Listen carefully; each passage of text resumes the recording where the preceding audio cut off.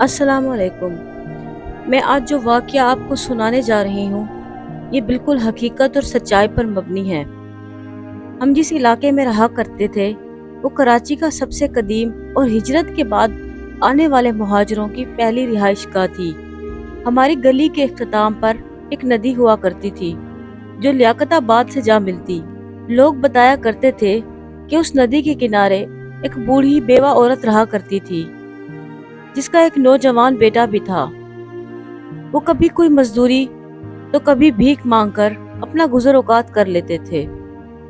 ایک بار وہ لڑکا شدید بیمار ہو گیا۔ بوڑھی ماں محنت اور مزدوری کر کے روکھی سوکھی روٹی لے ہی آتی تھی، لیکن وہ کب تک ایسا کر سکتی تھی؟ ایک دن وہ خود بھی بیمار ہو گئی۔ اب وہ دونوں بیمار ایک جھوپڑی میں پڑے رہتے۔ انہی حالات میں اس کی ماں کا انتقال ہو گیا۔ وہ لڑکا جو پہلے ہی نڈھال تھا وہ یہ برداشت نہ کر سکا اور گلے میں پھندا ڈال کر جھول گیا۔ کافی دنوں بعد دونوں کی اموات کا پتہ چلا اور اس کے بعد سے ہی اس گلی میں چند پرسرار واقعات ہونے لگے۔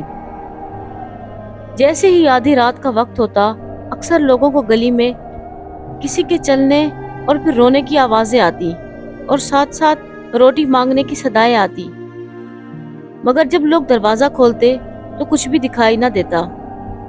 میں ان دنوں 10-12 سال کا تھا۔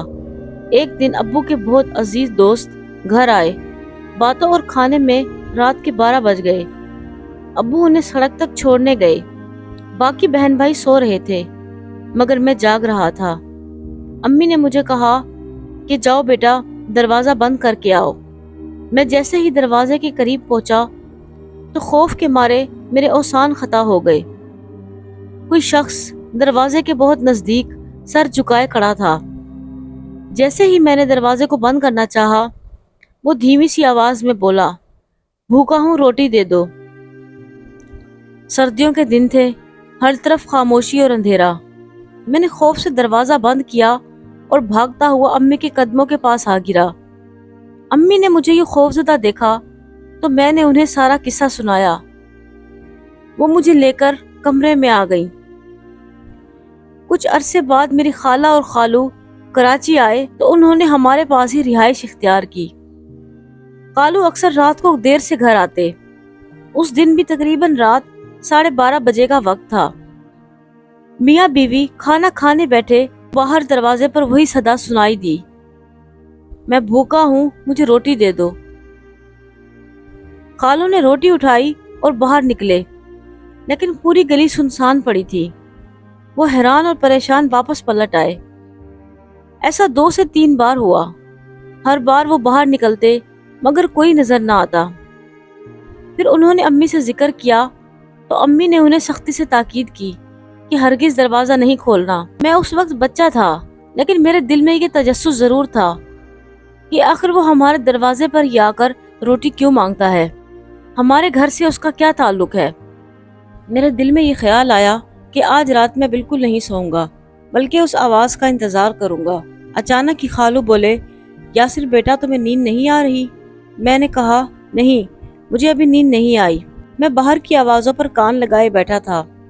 تبھی کسی کے ہلکے سے کھانسنے کی آواز آئی۔ میں جلدی سے دروازے کی طرف لپکا۔ دروازہ کھولتے ہی میں نے دیکھا کہ وہ ایک سایہ تھا۔ میرے جسم میں خوف کی ایک لہر دوڑ گئی۔ اچانک ہی وہ مجھ سے بولا، مجھے روٹی چاہیے، دروازہ کھولو، میں بھوکا ہوں مجھے روٹی دو۔ وہ سایہ اب میری طرف بڑھ رہا تھا۔ اچانک ہی میں اس سے بولا، یہ لو روٹی۔ میں نے ہاتھ میں دبایا ہوا روٹی کا ٹکڑا آگے بڑھا دیا۔ وہ پلٹا اور میں جیسے وہیں گڑ گیا۔ وہ ایک مردہ تھا، سفید کفن میں لپٹا، بے جان چہرہ اور بھیانک پھیلی ہوئی آنکھیں۔ اسے دیکھتے ہی میرے جسم میں لرزہ طاری ہو گیا۔ اچانک ہی اس کی گردن آگے کو لٹک گئی، جیسے گردن اور جسم میں کوئی جوڑ نہ ہو۔ مجھے ایسا لگتا تھا کہ میرے جسم کے سارے بال کھڑے ہو چکے ہیں۔ خوف اور دہشت کی وجہ سے میرے منہ سے کوئی لفظ نہ نکل سکا اور اچانک ہی میں بے ہوش ہو گیا۔ جب مجھے ہوش آیا تو میری امی میرے سرہانے بیٹھی تھی اور وہ مجھ سے پوچھ رہی تھی کہ آدھی رات کو دروازے پر تم کیا کرنے گئے تھے؟ میں نے انہیں کچھ نہ بتایا اور میں خاموش ہو گیا۔ میں دل میں سوچ رہا تھا کہ آخر اس سائے کا ہمارے دروازے کو بار بار بجانے کا کیا مقصد ہے۔ میں اس مقصد کا پتہ ضرور لگاؤں گا۔ اس واقعے کو ابھی 1 مہینہ ہی گزرا تھا، تب اچانک ایک دن آدھی رات کو پیاس کی شدت سے میری آنکھ کھل گئی۔ میں جیسے ہی بستر سے نیچے اترا تو مجھے دروازے پر دستک سنائی دی۔ میں سمجھ گیا کہ یہ وہی ہے۔ میں فوراً دروازے کے پاس جا کر بیٹھ گیا۔ خوف سے میں دروازہ نہ کھول سکا۔ اچانک ہی وہ سایہ بولا، تم میرا دکھ سمجھتے ہو اس لیے مجھ سے نہیں ڈرتے، ورنہ جو بھی مجھے دیکھتا ہے ڈر اور خوف سے بھاگ جاتا ہے۔ مجھے بھوک لگی ہے، مجھے کھانے کے لیے کچھ دے دو۔ میں اس وقت دروازے کے پاس بیٹھا اس کی باتیں سن رہا تھا۔ اب مجھے اس سے خوف نہ آ رہا تھا۔ اچانک ہی میں بولا کہ تم آخر ہمارے گھر کا دروازہ ہی کیوں بجاتے ہو؟ محلے میں اور بھی تو بہت سے گھر ہیں۔ تب کچھ دیر خاموشی چھا گئی۔ پھر اچانک ہی وہ بولا کہ میری ماں اور میری زندگی اس محلے کے لوگوں کی وجہ سے چلی گئی۔ کسی نے ہمیں کھانا نہ دیا۔ اس رات میری ماں آخری بار تم لوگوں کے دروازے پر دستک دینے آئی، لیکن تم میں سے کسی نے دروازہ نہ کھولا اور ہمیں روٹی نہ ملی۔ بھوک کی شدت اور بیماری سے میری ماں اور میں ہم دونوں اپنی جان سے ہاتھ دھو بیٹھے۔ اس گھر کا دروازہ میں اس وقت تک بجاتا رہوں گا جب تک میرا پیٹ نہیں بھرے گا۔ مجھے پیٹ بھر کر کھانا ملے گا تب ہی میں یہ دروازہ بجانا بند کروں گا۔ میں حیرت اور خوف سے اس کی باتیں سن رہا تھا۔ اچانک میں نے دیکھا اس کی آنکھیں غم اور غصے کی شدت سے بہت زیادہ لال ہو گئی ہیں۔ تبھی میں اسے بولا کہ تمہارا پیٹ آخر کیسے بھرے گا؟ وہ مردہ جسامت والا لمبا تڑنگا وجود اب دوبارہ مجھ سے مخاطب ہوا۔ تم ہر روز ایک فقیر کو کھانا کھلایا کرو۔ اپنے گھر والوں سے کہو کہ ہر روز ایک بھوکے کو کھانا کھلایا کریں۔ جب تک وہ بھوکے لوگوں کو کھانا کھلاتے رہیں گے میں ان کے دروازے پر دستک نہیں دوں گا، لیکن جس دن انہوں نے کھانا کھلانا بند کر دیا یہ دستک ایسے ہی آتی رہے گی۔ جب تک اس گھر سے غریبوں کو کھانا ملتا رہے گا میں اس گھر پر دوبارہ کبھی نہیں آؤں گا۔ یہ چند باتیں کہہ کر وہ اچانک ہی غائب ہو گیا اور میں حیرت اور خوف کی کیفیت میں وہیں دروازے کی ٹیک لگائے بیٹھا رہا۔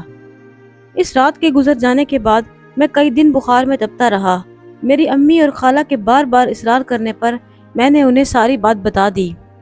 تب سے لے کر آج تک ہمارے گھر سے کوئی بھی فقیر خالی ہاتھ نہیں جاتا، اور شاید ہمارے ایسا کرنے سے اس کی روح کو سکون ملتا ہوگا۔ اس کے بعد ہمارے دروازے پر کبھی دستک نہیں ہوئی۔ اس واقعے کو 20 سال گزر چکے ہیں۔